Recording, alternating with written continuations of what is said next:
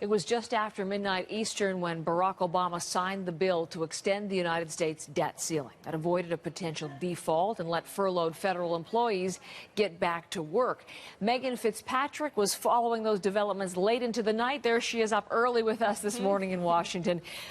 Down to the wire for sure, Megan, but let's go through for anybody who went to sleep before this was all signed off on. Take us through the late night events. Okay, well, the bipartisan bill that was brokered earlier in the day in the Senate passed a vote there about mid-evening. Then it went to the House of Representatives. By about 10 o'clock last night, they were voting on it.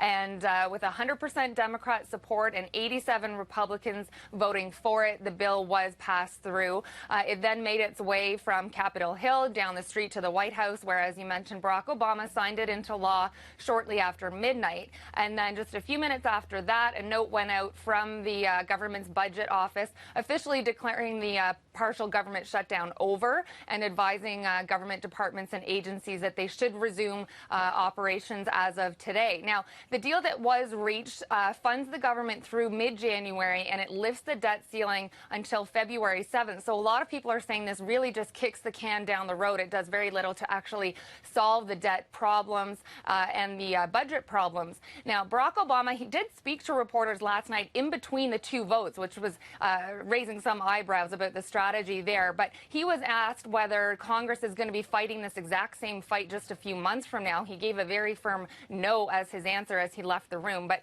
listen to what he said during his statement to reporters. We've got to get out of the habit of governing by crisis.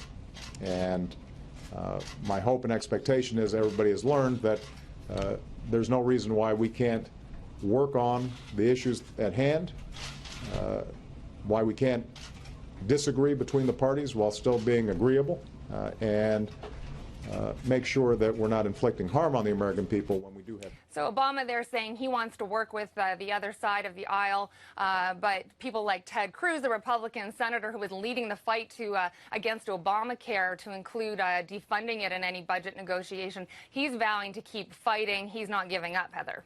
So more of this to come, and Congress at loggerheads again, it looks like, in the near future. But what are the next steps on this, Megan? Well, for starters, we'll see thousands of federal civil servants going back to work today. There will also be a lot of happy tourists, I suspect, here in Washington and across the country, because museums will be back open, monuments like the Statue of Liberty and the Lincoln Memorial here. But beyond that, work is going to get started this morning on finding a long-term budget plan. That was one of the conditions of this deal that was reached. So members of the House and the Senate Budget Committees have scheduled a breakfast meeting for this morning to get those talks going. But also we'll be watching for the markets. They should react well to this since the debt default was avoided. But a lot of damage has been done already to the American economy.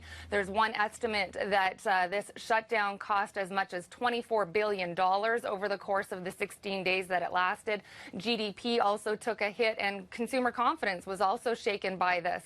So people will be keeping their eye on the markets. Another thing to watch for this morning, Heather, another statement from the president. He said last night that he would have more to say about this today.